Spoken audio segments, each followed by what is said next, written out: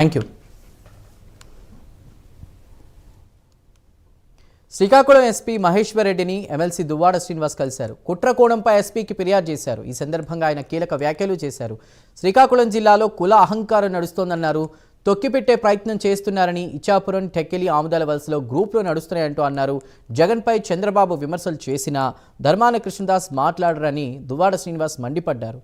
కేడీ brothers పరస్పరం పోటీ చేయరని కూడా అన్నారు. అన్ని కులాలు వెలమా అన్ని కులాలకు సంబంధించి నేను మాట్లాడుతుంది కళింగ కులం గురించే కాదు.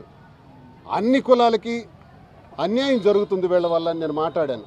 అది నేను మాట్లాడితే నువ్వు మా గురించి మాట్లాడతావా, కేడీ బ్రదర్స్ అంటావా, నీ సంగతి చూస్తాం అని నేను హైదరాబాద్ నుంచి నిన్నే బయలుదేరి వస్తున్నాను.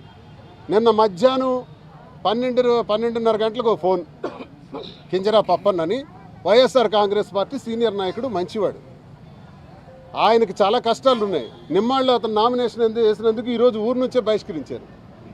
ఊర్లోకి ఈరోజు 19 నెలలైంది, అడుగు పెట్టలేకపోతున్నాడు, వ్యవసాయం చేయలేకపోతున్నాడు, నానా ఇబ్బందులకు గురి చేస్తున్నారు, కుటుంబంతో సహా వేరే రాష్ట్రంలో ఉంటున్నాడు.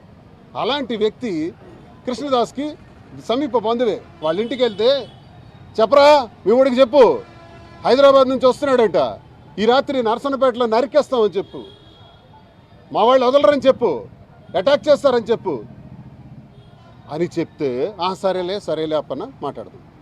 ఆ తర్వాత మళ్ళీ 3:30 గంటలకి నాకు చేసి సార్ మీ స్పాట్ మారింది, నరసన్నపేట కాదు నిమ్మాడ జంక్షన్లో మిమ్మల్ని అటాక్ చేస్తారంట. ఓకే నిమ్మాడ కదా, నిమ్మాడే వస్తాను సార్, మీరు వెళ్ళిపోండి సార్, దయచేసి హైదరాబాద్ తిరిగి వెళ్ళిపోండి సార్, మీరు రాకండి సార్, మీరంటే నాకు ఇష్టం సార్, మీలాంటి నాయకుడు ఉండాలి సార్, వాళ్ళు కొట్టేస్తారు సార్, మంచోళ్ళు కారు సార్ అని నాకు రిక్వెస్ట్ చేశాడు. అప్పనా నువ్వు చెప్పావు కదా, అలా అయిపో, నీ పని నువ్వు చూసుకో అన్నాను. నేను బయలుదేరుతున్నాను. ఈ విషయాలు నేను మాధురికి చెప్పలా. తను ఆ తర్వాత తెలుసుకొని విజయవాడ దగ్గర నేను హోటల్లో కాఫీ తాగడానికి దిగితే అప్పన్నకు ఫోన్ చేసింది. అప్పన్న ఈ విషయాలన్నీ మళ్ళీ చెప్పాడు. తను ఏంటంటే బయట ప్రపంచానికి ఈ విషయం చెప్పాలి. అప్పన్న మన మనిషి, సీనియర్ నాయకుడు, వాయిస్ రికార్డులు చేసే దురలవాటు మనకు లేదు.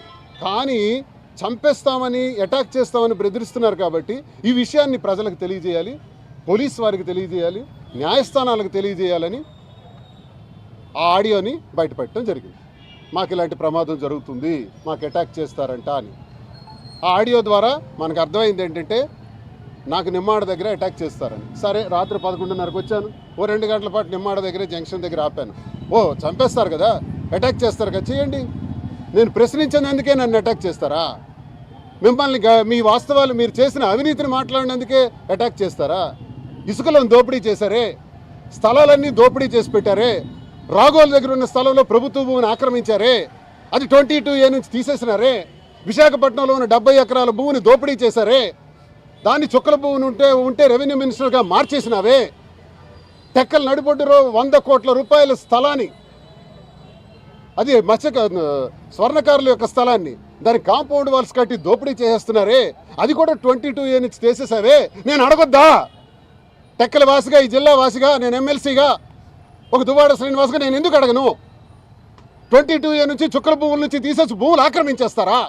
మరి అచ్చెన్నాయుడు అన్నారు, అదే స్థలంలో తాజ్మహల్ కట్టిన తొక్కేసి తీసేసి నేను ప్రభుత్వ ఆసుపత్రులు కడతానని ఆయన చేతులు కలిపేసినాడు. దీని గురించి నేను ప్రశ్నించకూడదంట. అంటే వీళ్ళ రహస్యాలన్నీ, కేడీ బ్రదర్స్ అంతర్గత రహస్యాలన్నీ బయట పెడుతున్నాను కాబట్టి నన్ను లేపేస్తారు. ఓకే, పుట్టాం పోతాం, అంత మాత్రాన భయపడిపోయే క్యారెక్టర్ ఈ దువ్వాడ శ్రీనివాస్ కాదు మిస్టర్ ధర్మాన ప్రసాద్ కృష్ణదాస్.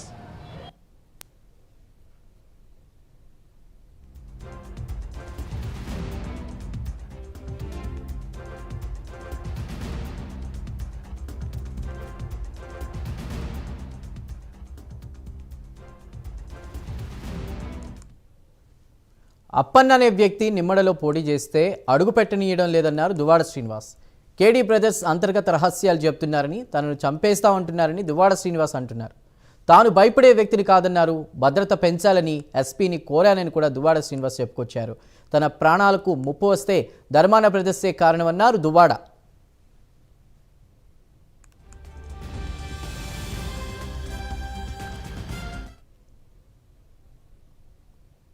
వి బులెటిన్ అప్డేట్స్. మరిన్ని అప్డేట్స్ కోసం చూస్తూనే ఉండండి.